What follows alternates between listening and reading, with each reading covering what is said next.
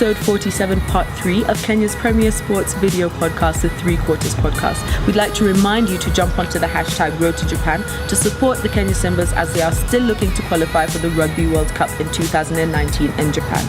And as the 3 Quarters Podcasts are all about supporting sports and sports travel, we've partnered with More on Sports and Sports Travel to give you this brilliant offer for the Dubai Sevens on the 1st and 2nd of December. So for only $999 US, you get the full Dubai experience over and above the rugby, which is your desert safari, your nighttime barbecue, and your Dhow cruise. This and much more coming up on your screen.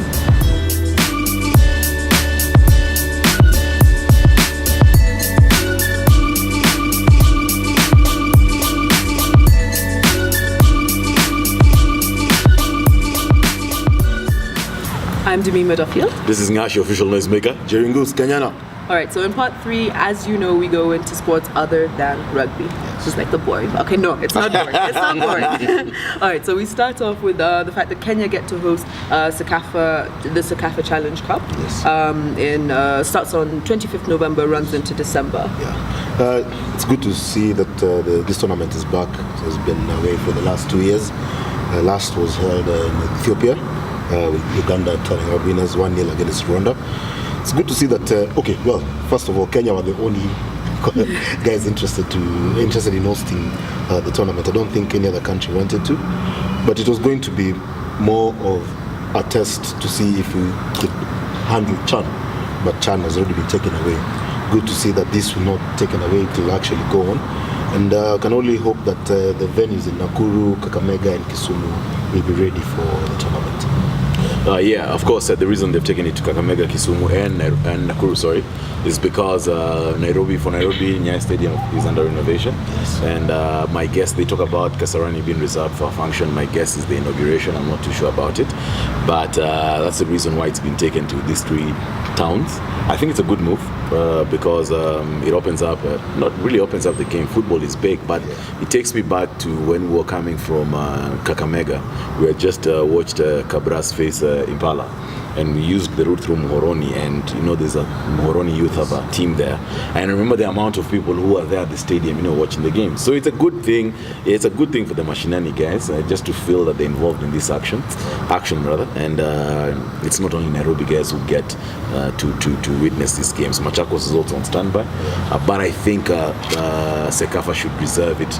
CECAFA and FKF should reserve it to Kakamega, Kisumu, and Nakuru. FKF chairman Nick Mwenda came out and said that they're trying to use sport to pacify the nation because of the heated political environment. I think it's late.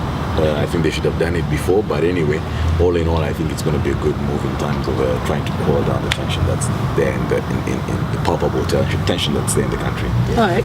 So on to matters football. Morocco and Tunisia qualify for the Russia 2018 World Cup. Morocco and Tunisia joining Egypt, Senegal, and Nigeria. Tunisia qualifying at the expense of Ivory Coast. It's a good showing it's a good team rather going to the World Cup 2018. Can only hope that we can get, hopefully, the quarters of it. At the very least. Morocco, of course, the last time they made it to the World Cup was 1998, the team that had Mustafa Haji and Yusuf Shipo. Tunisia, last time they were in the World Cup was 2006 in Germany. So I think they make up the complete set of 5 decent teams that can actually mount a solid challenge. We're used to going out of the group stages, so at least let's get an African country to the quarterfinals, as Nkusa said. All right, and still on matters football, there's the introduction of the video assistant referee for the Germany-England game in Wembley. Yeah, this is good that they're learning from rugby. It's about time. It's about time. There were reasons given before that it will encourage. There'll be many stoppages and everything, but there are only 4 reasons that will be that this video assistant referee. It's only to determine if it's a goal or no goal, penalty or no penalty, mistaken identity, and also if it's a straight red card. So I think it will be good for the game, and it will encourage fairness and fair play. That's the first time it's been used in England. It's been used in the Bundesliga and another league. So, of course, the International Football Association Board approving the use of the video assistant referee. It's because of situations like, I think about the first round, in the round of 16 at the FIFA World Cup in 2010, where England lost to Germany 4-1. And Frank Lampard had a goal disallowed, which was clearly a goal. So it's just to rectify some of these issues. And of course, the referee is the one who's going to be the only person who's allowed to initiate the VAR. Yes. And he's the only person who can change the decision or let the decision stand as it is. So I think it's a good addition to football. All right. Now moving on to boxing, we've got prospects of Deontay Wilder and Anthony Joshua bout in 2018. I'm sure a lot of people are excited about that. Yeah, I think that it's been a long time since we've had such excitement in the heavyweight division. Deontay Wilder, 38 bouts, 0, hasn't lost any one of them. 38 of them are KOs. Okay, knockouts. Yeah, Anthony Joshua, 20 bouts, 20 knockouts. Well, I don't see it happening as soon as, let's say, even early next year, simply because Anthony Joshua has stated that he wants to fight thrice, only 3 times, and Joseph Parker from New Zealand is already on the books.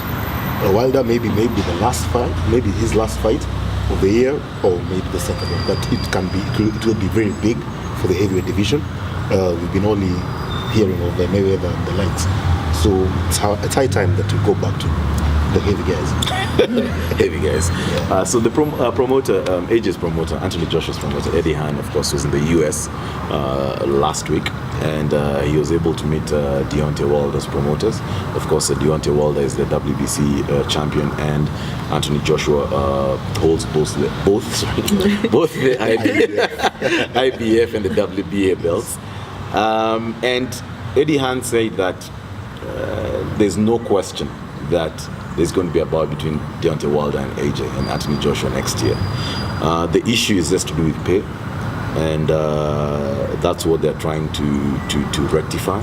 If they're able to rectify that, then of course the bout is going to happen.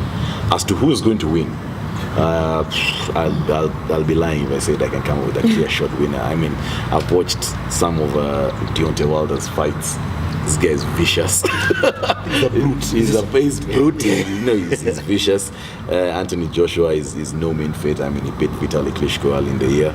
So it's going to be an interesting match. And as Ngusa said, it's good for and majority of the fans of the boxing, or the people who watch boxing in Kenya, are really heavyweight fans. So it's good if we can be able to get a high-profile heavyweight bout next year. All right, so now we move on to the bonus round, where we talk about basketball. And with all the basketball that you've watched, who would be your starting 5? Many guys are in my head, but off the top of what I came up with, no order of positions or anything. I'll have Shaquille O'Neal. This guy he has 4 rings, 3 with the Lakers, 1 with the Heat, 3 finals. I think he got that when he was with the Lakers. And then I'll have Kobe Bryant. Come on, this guy, I think, second to Michael Jordan. I don't think anyone has ever dominated the game the way he did while he was active, that is. Point guard, I'll have Allen Iverson, Mr. Crossover, man. The crossovers are just too deadly. Then Michael Jordan, of course. I think that one will appear in everyone's list. And then this guy is still active. LeBron James would make my score. Because in this era, he's the most dominant player. So far, 3 rings, he has 3 finals MVPs. So I think that would make my list. I've had some time to think about this from episode 7, because we did this again in episode 7 and we had some guests, and I've rethought about my team. So at point guard, my choice would be John Stockton. I mean, all-time leader in assists, as out and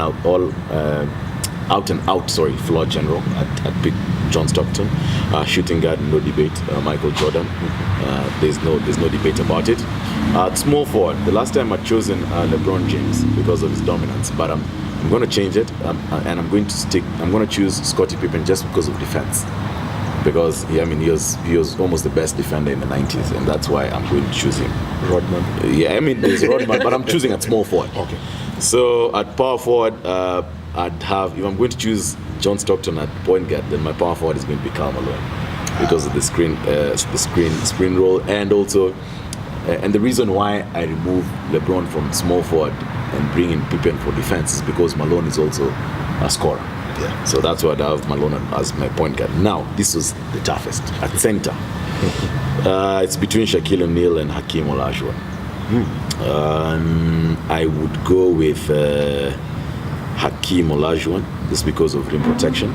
Again, as I was saying, like Shaquille O'Neal is a scorer. Like he was the highest point scorer. His guy was averaging the highest points in his teams.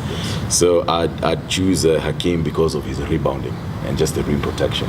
So that would be my starting five: John Stockton, Michael Jordan, Scottie Pippen, Karl Malone, Hakeem Olajuwon. All right, well, we'd love to hear who your five are. You've heard who the boys picked. Remember, you can like our page on Facebook, you can follow us on Instagram, and you can subscribe to our YouTube channel. I'm Demima Duffield. This is Nyashi, official noisemaker. Jeringus Kenyana. See you next week for episode 48.